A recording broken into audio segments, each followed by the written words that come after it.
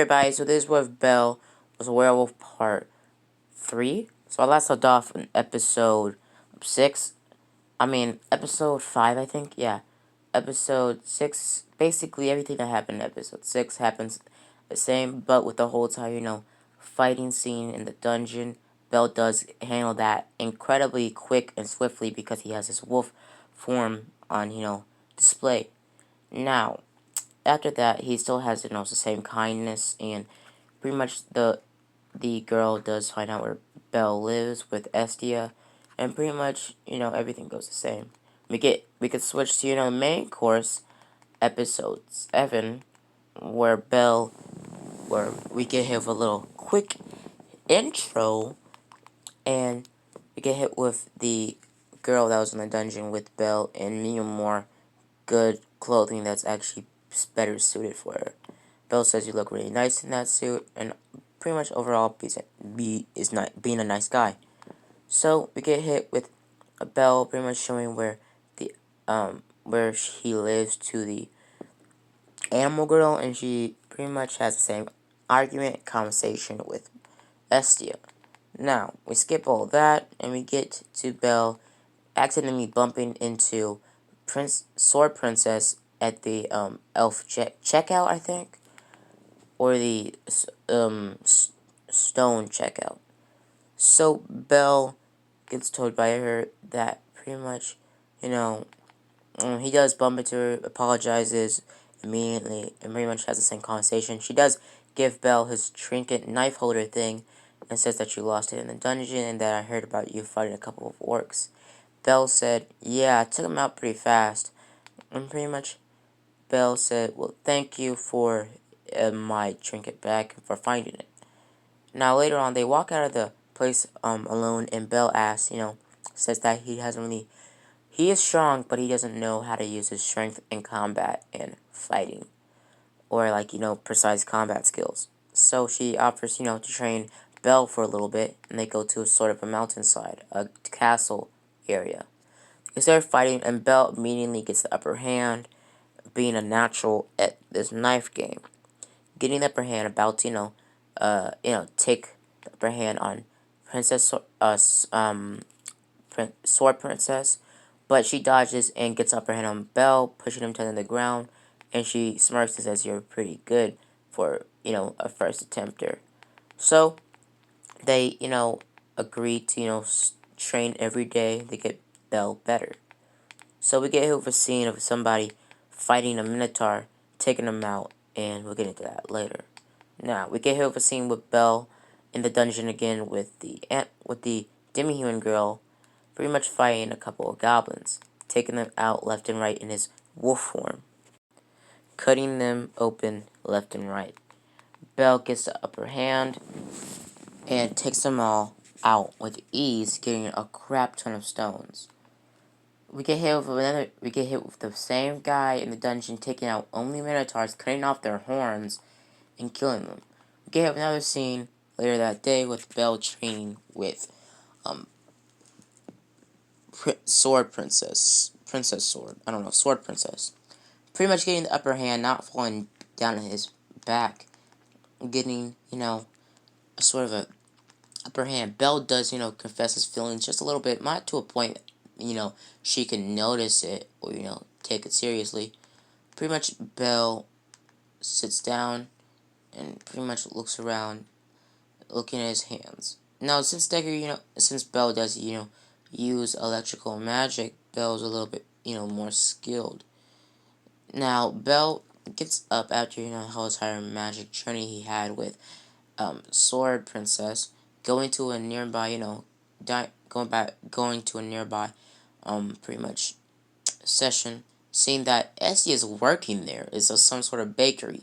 Essie jumps on Belle saying, why are you with this skank and blah blah blah, and why you're going on a date with her, and pretty much just, beating on Belle.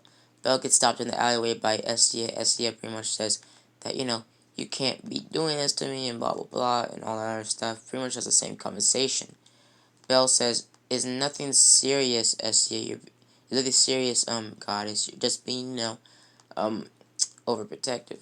So, pretty much she says, man, forget it. And after that, guys, this is kind of short, so I'm just going to be adding 3 episodes in this. So this is going to be episode 7, 6, 6, and 8. No, yeah, 8. So we're gonna move on to episode 8. Start our story off with we start episode 8 off with Bell having a little flashback and voices in his head from a flashback saying that Sword Princess took out a level 36 or 3 uh floor boss all by herself. Bell is admiring her more and more, and pretty much fights her again and again, getting better and better, almost getting as better as her, maybe even better than her. So Bell wakes up, and pretty much we get an intro, and you can imagine, just look at the intro. So we get Bell's walking down, into the town and gets stopped by the silver-haired girl. Silver-haired girl, asks Bell to, help him out with the dishes. Belle does, help them out. And the elf girl starts talking to Belle, saying that, Belle has a conversation with her about, the levels in the dungeon and, taking out the level bosses. And she says it's not going to be easy and you have to work hard and be stronger each day. The silver-haired girl's listening on to this and has the same outcome of what she's thinking about. So Belle, we gave another day of Belle later on that day training with Sword Princess. So Belle does gradually get more feelings towards her each day he trains with her. Belle does thank her, and she does, think of Belle as a kind of an equal because Belle is getting very strong each day. So Belle, get hit with Belle going back to his own place, and Estia stopping him. So pretty much Belle and Estia have a talk about, how is it training with, the special training with Lady Valentine's, the Sword Princess, and all that stuff. Belle says, well, it's all good, and says it's right on time, and the Loki familia is starting their expedition today. But Estia says that's good, and pretty much Estia does Rusher, Usher, I don't even know how to say it. Usher. Yeah, Usher, Bell to check his status. Bell says, I'll check it later when I come back. And pretty much, she just, forgets about it and lets it go. So, you get hit with a scene of Bell and his whole entire, his, girlfriend in the dungeon. Not his girlfriend, but, like, the demi-human with him. So, they're walking into the, pretty much dungeon, and they get stopped by a minotaur with red fur, red glowing eyes, and a horn missing. Now, last time I said that, a guy was cutting off horns from a minotaur. Basically, he was just training those minotaurs to become pretty much super minotaurs that had more strength than a normal minotaur, making them artificially stronger, more monstrous, and more, smarter. And getting to will to never give up. Bill gets his ass knocked flat on the floor, trying to go head on to the Minotaur with no, wolf transformation. Now we get hit with the Loki Familia, seeing a guy in the dungeon being his ass kicked, and saying that a Minotaur with the red fur stopped him. Later in the dungeon, we see Bell fighting the Minotaur back and forth, not trying to use his wolf form, trying to stretch this out.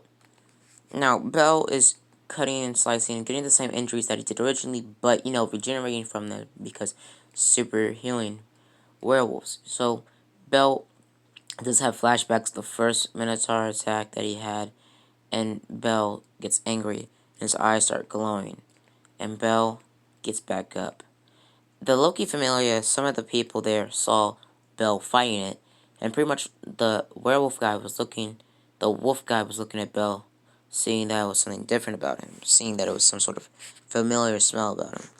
Bell started transforming and transforms, but going on his full wolf strength, not holding anything back, having his wolf mindset. Bell gets his eyes set on the Minotaur and goes rabid, going straight for the Minotaur, scratching and pretty much scratching, lashing, and cutting into the pretty much, well, Minotaur. The wolf guy is not, making smug remarks and looking at Bell, seeing that he transformed into something wolf-like, kind of like his people. Pretty much, Bell seeing this, pretty much the wolf guy seeing this, saying that he's very familiar to a certain person I knew back in the old day. So, if you don't know yet, somebody in the world, the person that bit Bell in the first place, I will be, showing who is he and how he's going to play a role in the story. So, Bell pretty much is taking on the Minotaur by himself, and the girl that got, hit by the Minotaur passes out because of blood loss from her head. Now, they start looking closer and closer, seeing that Bell is taking it down and actually getting the upper hand. The guy's going like, this guy's actually pretty strong. So Bell starts going back and forth, rashing the blood and pretty much flesh from the Minotaur, ripping off his other horn, killing it. After he kills the Minotaur, Bell doesn't stop. Eventually, Bell is beaming with energy and pretty much is obliterating the floor underneath the corpse of the pretty much, well, what was he say? Oh yeah, Minotaur. So Bell doesn't stop there and uses his electric magic to electrocute the corpse of the Nomu. I mean, the corpse of the Minotaur, exploding it. Everybody's looking around and looking at Bell, and Bell transforms, seeing all of his clothing is ripped off. Bell looks at them and says, "I did it," and pretty much passes out. Bell has flashbacks of Essia and all he's done, and pretty much blah blah blah. So guys, I'm gonna leave it off here, guys. I'm sorry if this is short, but I did add 3 episodes in one. So guys, I hope you enjoy part 3, and I will be coming back with part 4 with about yeah, 2 episodes of part 4, or maybe 3 if I make it too short or I skim through it. So see you guys later. Bye. Deuces. Have a wonderful day.